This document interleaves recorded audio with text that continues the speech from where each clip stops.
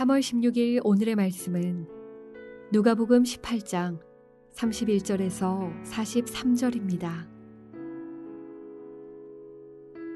예수께서 12제자를 데리시고 이르시되 보라, 우리가 예루살렘으로 올라가노니 선지자들을 통하여 기록된 모든 것이 인자에게 응하리라.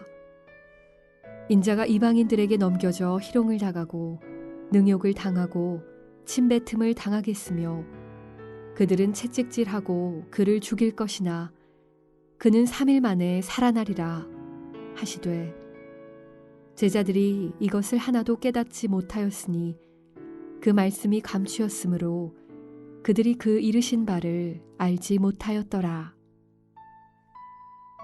여리고에 가까이 가셨을 때에 한 맹인이 길가에 앉아 구걸하다가 무리가 지나감을 듣고 이 무슨 일이냐고 물은데 그들이 나사렛 예수께서 지나가신다 하니 맹인이 외쳐 이르되 다윗의 자손 예수여 나를 불쌍히 여기소서 하거늘 앞서 가는 자들이 그를 꾸짖어 잠잠하라 하되 그가 더욱 크게 소리질러 다윗의 자손이여 나를 불쌍히 여기소서 하는지라.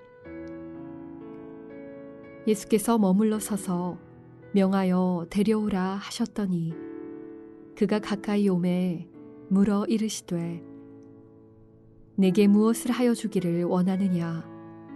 이르되 주여 보기를 원하나이다. 예수께서 그에게 이르시되 보라, 내 믿음이 너를 구원하였느니라 하시매 곧 보게 되어 하나님께 영광을 돌리며 예수를 따르니 백성이 다 이를 보고 하나님을 찬양하니라.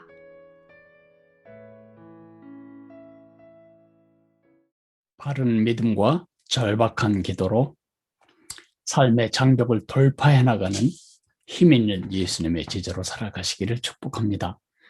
오늘 누가복음 18장 31절에서 43절까지를 삶의 장벽을 돌파하는 믿음이라는 주제로 묵상하고 싶습니다.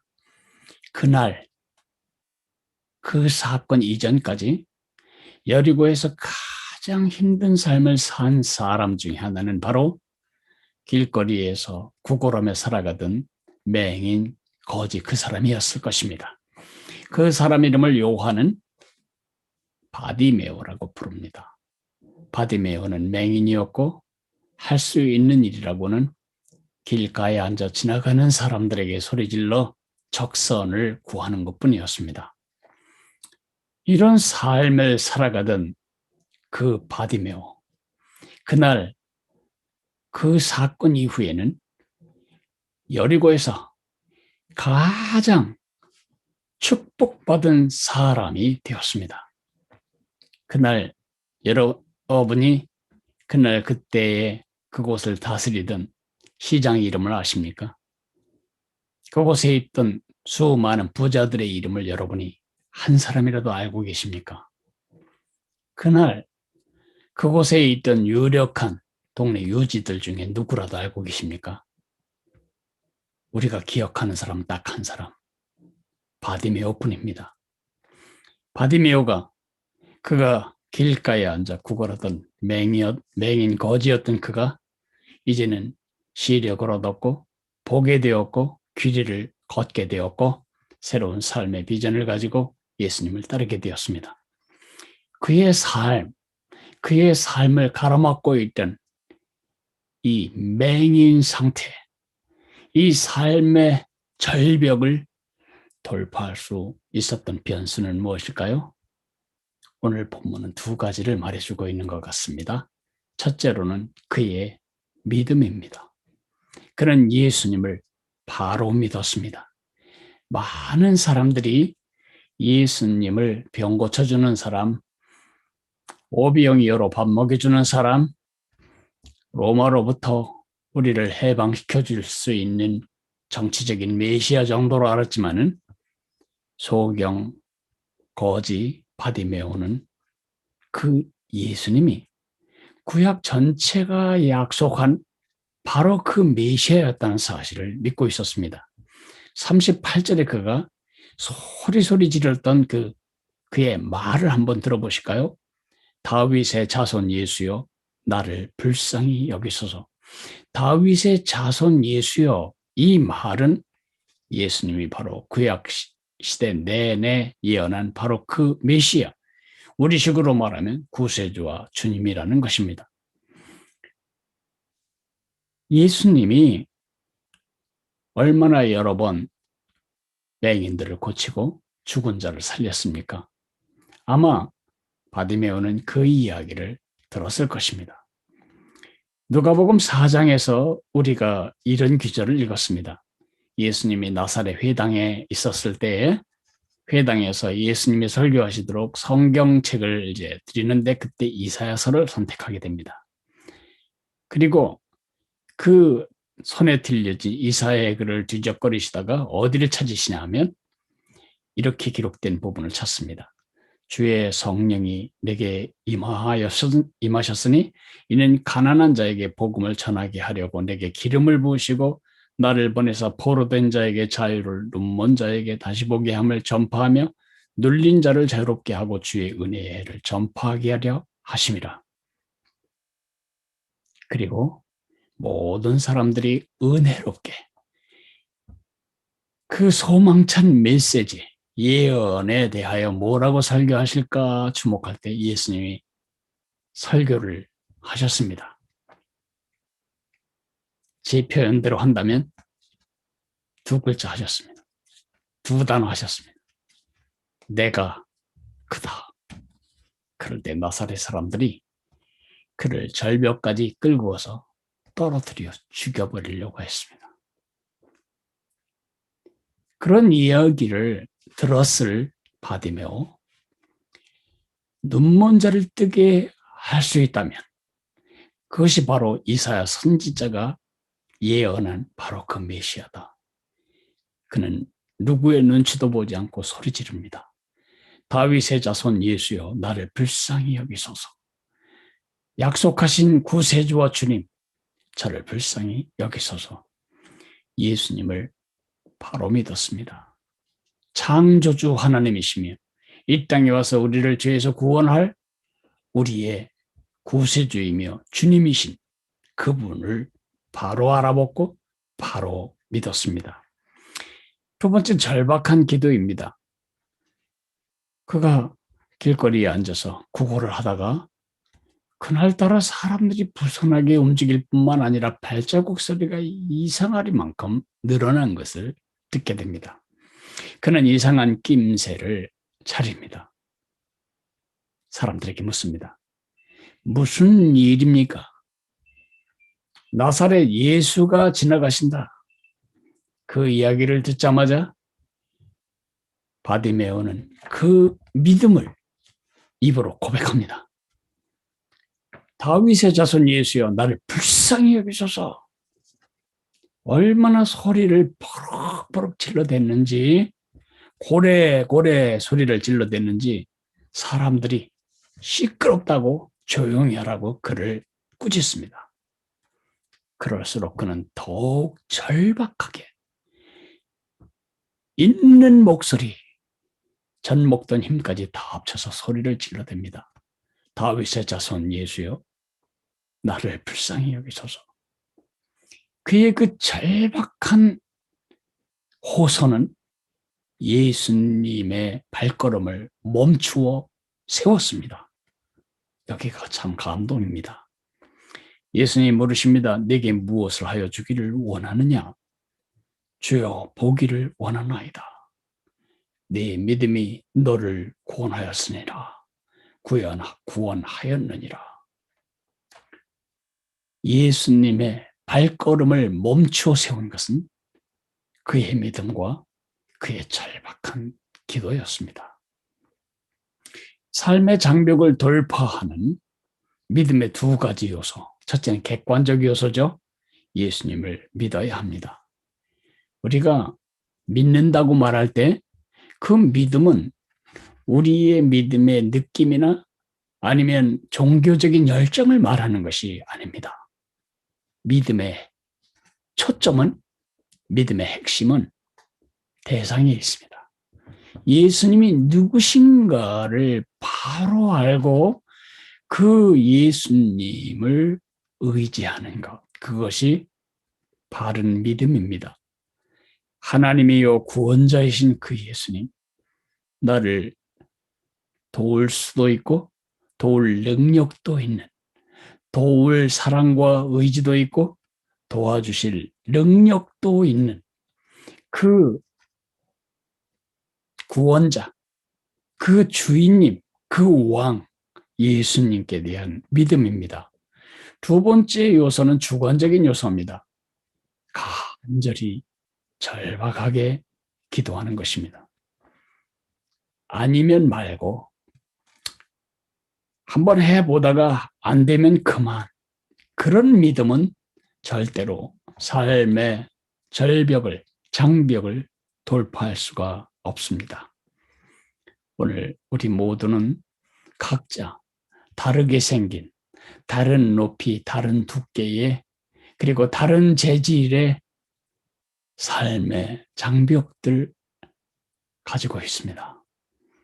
그것을 돌파하지 못해서 안타까워하고 있습니다. 그런 절벽, 장벽이 없는 삶을 그리워하고 있습니다. 그러나 그것은 현실이 아닙니다. 우리는 언제나 연약하고 삶은 언제나 힘이 들어서 우리는 한 문제가 지나가면 또 다른 문제의 장벽 앞에 봉착하게 됩니다. 결국 그 장벽 앞에 주저앉거나 장벽을 돌파하거나 선택은 두 가지밖에 없습니다. 우리 모두는 장벽을 돌파하고자 하는 소원이 있습니다. 그리고 그것이 주님이 기뻐하시는 뜻입니다. 주님이 우리에게 요구하시는 것은 두 가지입니다. 우리 주님께 대한 바른 믿음. 예수님은 하나님이시다. 그분이 지금 살아계시다. 그분이 나의 왕이시다. 그분은 나를 도울 사랑도 있으시고 그분은 나를 도울 능력도 있으시다. 그분이 살아계시다. 그분에 대한 믿음. 두 번째로는 절박한 기도. 그 예수님을 멈춰 세우는 절박한 기도가 필요한 것입니다. 이 두 가지가 다 있어야 됩니다. 예수님이 누군지 모르는 절박한 기도는 수능시험 볼 때 불교도도 유교도도 심지어 미신을 믿는 사람도 절박하게 기도합니다. 그것은 현실을 돌파하는 기도가 아닙니다. 그렇다고 해서 예수님께 대한 바른 믿음은 가지고 있지만 절박하지 않다면 우리 기도하지 않습니다. 그래서 놓쳐버린 축복이 얼마나 많은가요? 우리는 두 가지, 예수님께 대한 바른 믿음, 그리고 절박하게 기도하는 바른 기도를 통해서 우리에게 놓여진 모든 장벽들을 돌파해 나감으로써 날마다 주님이 내 삶에 얼마나 깊이 강력하게 개입하고 계신지, 나를 다스리고 계신지를 즐기며 누리며 보여주는 그런 예수님의 제자로 살아야 되겠습니다. 오늘 암구호는 바른 믿음, 절박한 기도입니다. 오늘 우리가 기도해야 할 것이 있습니다. 바디메오의 삶을 뒤집어 놓은 바로 그 믿음을 우리에게도 주옵소서. 그리고 오늘 우리가 중보기도해야 할 것은 이 땅의 시각장애인들을 위해서 기도해야 되겠습니다. 우리 모두는 앞을 볼 수 없다는 것이 얼마나 큰 아픔인지 상상을 할 수가 없습니다. 하나님께서 송명희 자매에게 주셨던 그러한 큰 믿음을 주셔서 이 장애를 돌파해 나가도록, 장애를 딛고 더 멋진 삶을 살아가도록, 육적인 장애로 말미암아 영적인 거장들로 서도록, 그리고 우리 사회가 이 시각장애인들에 대한 인식과 배려를 제대로 갖추어가는 선진국이 될 수 있게 해달라고 우리가 기도해야 할 것입니다. 기도하겠습니다. 고마우신 하나님 아버지, 우리가 살다 보면 한도 끝도 없는 장벽들이 우리 앞에 버티고 서 있는 듯한 그런 느낌을 자주 갖습니다.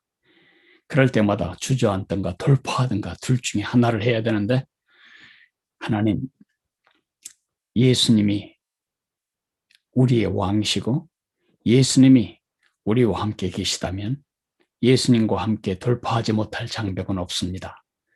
문제는 우리에게 장벽이 있다는 것이 아니라 장벽을 돌파하기 위해 내 안에 와 계신 예수님을 믿는 믿음이 별로 없다는 것과 이 장벽을 예수님과 함께 돌파해야 하겠다는 절박한 기도가 우리에게 있지 않다는 것입니다. 주님, 저희들에게 예수님을 믿는 바른 믿음과 예수님을 멈추어 세우는 절박한 기도를 가르쳐 주시기를 기도합니다. 사랑하시는 주님, 이 땅에 시각장애인들이 얼마나 큰 고통을 당하고 살아가는지 우리는 짐작할 따름입니다. 주님, 송명희 자매를 세워서 두 눈 다 뜨고도 하나님도 못 보고 천국도 못 보고 살아계신 예수님도 보지 못하는 우리를 깨우치시고 부끄럽게 하시는 주님, 우리 시각장애인들에게 그 장애를 딛고 일어설 믿음을 주시기를 원하며 예수님이 친히 저들의 인도자가 되어주시기를 원하며 이 장애를 딛고 그들 나름대로 은사를 개발하고 활용하여 더 멋진 삶을 살아가도록 힘을 주시기를 기도합니다. 그들이 보행하고 다니기에 불편함이 없는 최상의 조건들을 갖추어갈 수 있도록 하나님, 우리 사회에 더 큰 배려심을 주시기를 간절히 빌고 원합니다. 예수님 이름으로 감사하며 기도했습니다. 아멘. 하늘에 계신 우리 아버지여, 이름이 거룩히 여김을 받으시오며 나라가 임하시오며 뜻이 하늘에서 이루어진 것 같이 땅에서도 이루어지리이다. 오늘 우리에게 일용할 양식을 주시옵고 우리가 우리에게 죄 지은 자를 사하여 준 것 같이 우리 죄를 사하여 주시옵고 우리를 시험에 들게 하지 마시옵고 다만 악에서 구하시옵소서. 나라와 권세와 영광이 아버지께 영원히 있사옵나이다. 아멘.